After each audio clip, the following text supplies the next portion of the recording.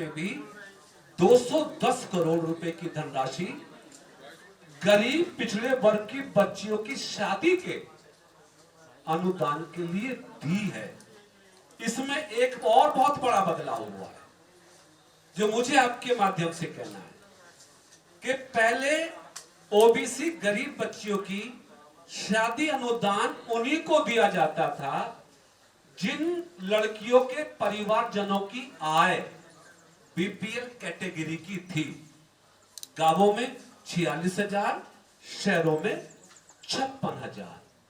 पहले आय सीमा BPL category तक सीमित थी। हमने मुख्यमंत्री जी को बताया कि बदलते हुए परिवेश में महंगाई भी बढ़ रही है, हमको आय सीमा को बढ़ाने पे विचार करना चाहिए। तो मुख्यमंत्री जी का आशीर्वाद मिला और ये बीपीएल आय सीमा से बढ़ाते हुए जनरली उत्तर प्रदेश के ग्रामीण और शहरी क्षेत्रों में इस आय सीमा को बढ़ा के 1 लाख करने में भी हमें सफलता मिली है इस वित्तीय वर्ष में, जो पहली बार हुआ है। और तीसरी बात, उत्तर प्रदेश में लगभग 102 छात्रावास हैं जिनमें ओबीसी बच्चे निःशुल्क रहकर पठन पाठन करके अपनी शैक्षिक सत्र को पूर्ण करते हैं। लेकिन उत्तर प्रदेश में कभी भी इनके मेंटेनेंस की योजना नहीं होती थी, यानी छात्रावास बन जाते थे लेकिन कभी उनका मेंटेनेंस नहीं हुआ तो वो कई बार अनयूज होते थे। बच्चे यूज नहीं, लाइट खराब हो गई, डेंट पेंट नहीं हुआ, गेट टूट गया, पंखा नहीं। तो हमारी सरकार ने उत्तर प्रदेश में पिछड़ा वर्ग कल्याण विभाग के माध्यम से मेंटेनेंस की योजना को भी लागू करके 5 करोड़ का बजट इसके लिए भी सैंक्शन हुआ है। इस विभाग की अंतिम योजना CCC ओ लेवल का प्रशिक्षण है, जिसके माध्यम से ओबीसी बच्चे केंद्र और प्रदेश सरकार की सरकारी नौकरियों को पाने के लिए योग्य हो जाते हैं। हमारे मोदी जी के नेतृत्व वाली सरकार में इस साल भी इस मद में लगभग 38 लाख रुपए की व्यवस्था की गई है। ये मैंने एक मोटा मोटा पिछड़े वर्ग कल्याण के अंतर्गत उपलब्धियों और बदलाव किए गए कार्यों के बारे में बताया। बाकी data, exact figure, further success, वो सब मैं आपको प्रेस नोट के माध्यम से उपलब्ध करा दूंगा, जो कि उस पर चर्चा करेंगे तो बहुत सारा समय लग जाएगा। और मुझे मालूम है कि आज आपकी अनेकों पीसियां मानवभाव करने वाले जहां पर आपको जाना है।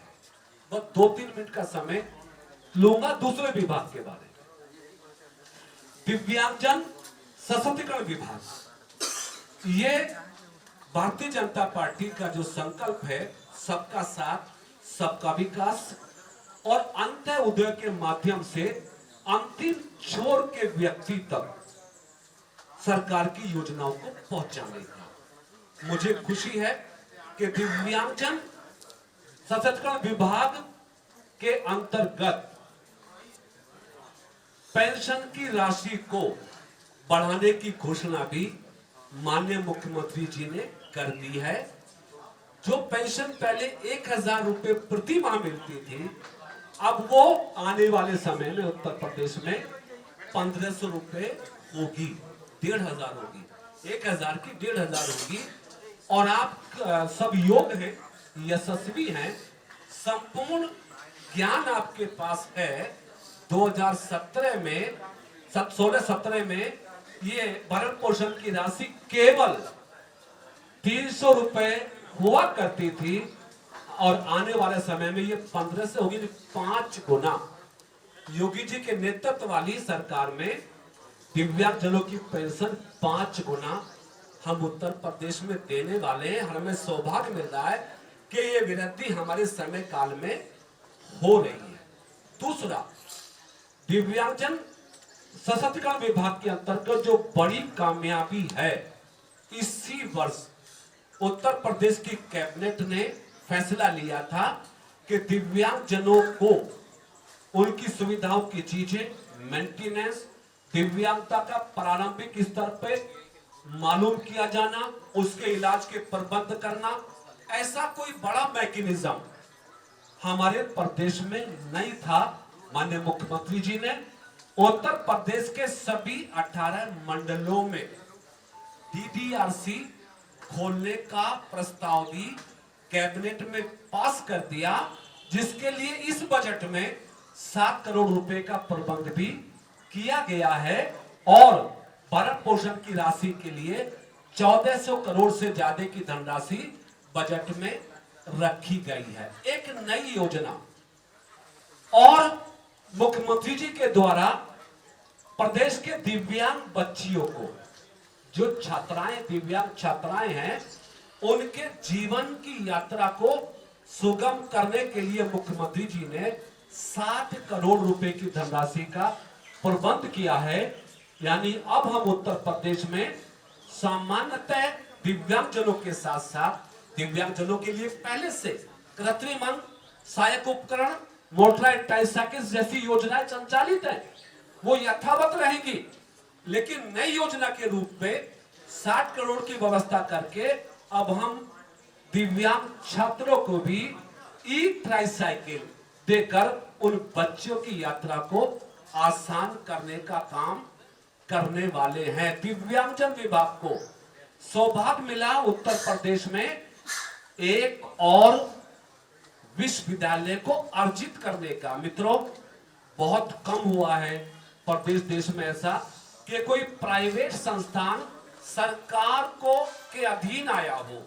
उत्तर प्रदेश हमारा विभाग एक ऐसा स्पेशल विभाग है जिसमें चित्रकूट के अंतर्गत जगत गुरु राम भद्राचार्य द्वारा बनाए गए दिव्यांग विश्वविद्यालय को, जिसकी अनुमानित लागत 500 करोड़ के आसपास आंकी गई, उस विभाग को भी सरकार के अधीन करके मेरे विभाग को संचालित करने का मौका मिला। यानी उत्तर प्रदेश में हम बचपन डे केयर सेंटर, समेकित विद्यालय और दृष्टिबाधित विद्यालय के साथ साथ हम उत्तर प्रदेश में डबल विश्वविद्यालय के माध्यम से दिव्यांग जनों को बौद्धिक रूप से सशक्त करने में कामयाब हो रहे हैं।